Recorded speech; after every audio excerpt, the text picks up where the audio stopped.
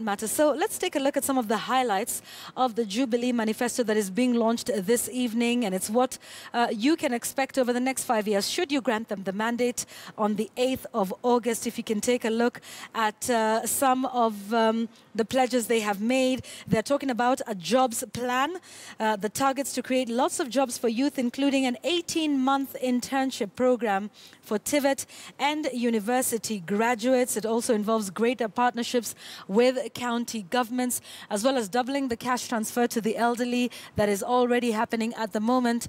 Here's an interesting one, and that will be looked at over days to come. Free day public secondary schools. That's going to be an interesting one, as well as 500,000 affordable homes. But let me take you back to the Kasarani Indoor Arena. President Uhuru Kenyatta, I believe, back on the podium, answering some questions. Let's take you there. But we focused ourselves first on ensuring that we had bought up every single grain, first and foremost, of our Kenyan farm. And when we realized that that was still not going to be enough, we have imported. That importation, right now, I think we have about 1 million or 1.5 million bags already in the country that is already being distributed to all our millers and even to the small portion millers. And I strongly believe that within the space of the next week and a half, the issue of unga will be a thing of the past. But I want to again re-emphasize that the solution shall not be through importation of grain and maize. The solution will come through some of the initiatives. The strategic grain reserve that you heard me talk about. It will come through our expansion of our irrigation. It will come through our programs that are now beginning to roll out, like the Kulalu project, that as of next month will be producing approximately 30,000 bags of maize a month. A month. This is the way to make Kenya food secure and to have food affordable, not by importation, but by empowering our people. And that's why I said we are a government that seeks solutions and long-term solutions, not whining about short-term problems. Thank you very much, Your Excellency. I think just to pick up from where the President, a little bit of history helps us. In 2008, as the President has said, we had a serious problem of production in Kenya. And the solution to food insecurity is premised on how well you plan production, right? How do you plan well production? There are 3 items. Number 1, you need to support the farmers to produce. Number 2, you need to enhance mechanization. And number 3, you need to diversify the area where you produce. That's why irrigation comes in. On the first item, we have progressively enhanced fertilizer subsidy and seed subsidy. From 6,000 in 2008, today, fertilizer is available to farmers at 1,800. What has happened? In 2008, the maximum number of grain, maize, produced was 32 million bags. The highest in Kenya's history of maize production was in 2015, where we produced for the first time 42.5 million bags of maize. That history was recorded by the Jubilee administration because of the manner in which we have supported farmers progressively. What therefore is the future? In this year's program, we've said we are going to double the subsidy. We're going to make fertilizer even cheaper. From 1,800, we're now going to take it down to 1,200. That means more farmers can afford to buy fertilizer. We can increase production. Our program on irrigation that we rolled out today, as the President says, Galana, which is our signature program, is going to be rolling out 30,000 bags from July. 30,000 bags every month. And we have not spent the 15 billion that is being discussed around, we have spent less than a third of that money. And looking into the future, with the irrigation program that we have now rolled out, with the dam projects, for the first time in the history of Kenya, TED, and Kenyans should listen, for the first time, we have 57 mega dams. We are building what has not been built in 30 years. And you cannot secure the country if you don't improve on harnessing water, both for use, for domestic use.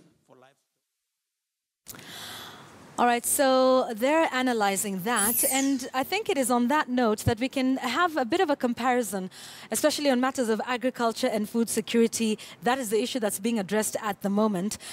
So if you can take a look at some of those promises they've made right now with respect to food security, they're talking about 1.2 million acres, enhancing that commercial agricultural production on at least 1.2 million acres. They're also talking about doubling the fertilizer subsidy initiative. The Deputy President has said there when they came in, fertilizer cost 6,000, it's now 1,800. And they also want to reduce the cost to the farmer to less than 1,500 shillings. Then there's also the enhancing the one county, one product initiative to enable counties be more productive. What's also interesting on food security, they're talking about raising fish production from 180,000 metric tons to 304,000, and then talking about raising Kenya's per capita consumption of fish in line with this from 4.5 kilos per person per year to 10 kilos per person per year. So this is what they're promising now. But what about in 2013? A number of us remember that idea of putting 1 million acres of land under irrigation in 5 years. That was the Galana Kulalu project that has faced some challenges and perhaps not been as successful as they might have liked. And then it's reducing the cost of credit by at least 50% to farmers. That is to crop and livestock farmers as well. But here's another interesting one, especially in scientific research coming up with crops that are resistant to certain diseases and pests in the country. They promised to triple the budgetary allocation to scientific research, and of course introduce affordable state loans to subsidize fertilizer. Some will tell you about the distribution of fertilizer and whether that has been effective over the last 4.5 years. And of course, establishing a vibrant national irrigation scheme. These were some of the promises they made in 2013. So it looks like they're saying in 2017 they want to just enhance some of those. With respect to the economy, you'll remember this one. In 2013, they promised to create 1 million new jobs. Some statistics from the government say they fell a little short of that. They claim they have raised, or rather created, about 800,000 jobs. Also targeting a growth of the economy between 7 and 10%, double-digit growth. That did not happen. We're now at about 5%, if I'm not wrong. Cutting waste and fighting corruption. That was one big promise. I want to add to that fighting corruption. EACC was promised prosecutorial powers, did not happen. Jubilee says, well, they have had some successes with that, over 360 cases of corruption in the courts, purging his cabinet of the same, that multi-sectoral agency task force on that, and also reducing the public deficit. Okay, these were the promises that were made in 2013. So now, they were not necessarily able to hit the 1 million jobs a year. They're getting even more ambitious with their manifesto this year, saying they will create 1.3 million jobs every year. That is coming up to about 6.5 million jobs over 5 years if they make it to 2022. That is if you give them the mandate.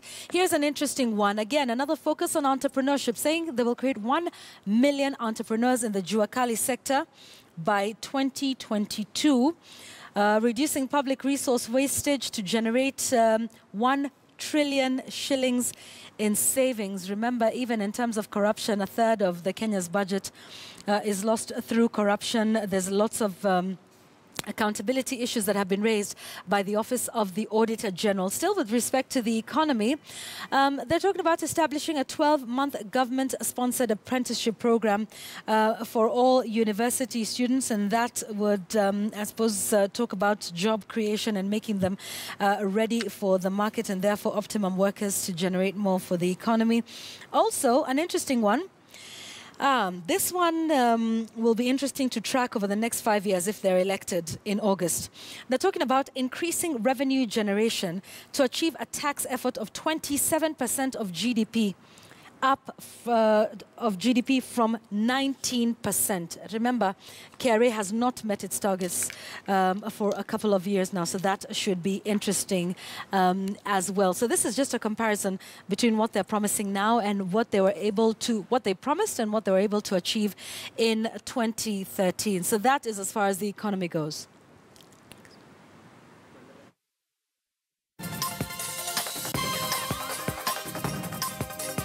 So here's another contentious one. Education, remember this one? Laptops were to be delivered in the first 100 days. But there's already the rollout of that digital program.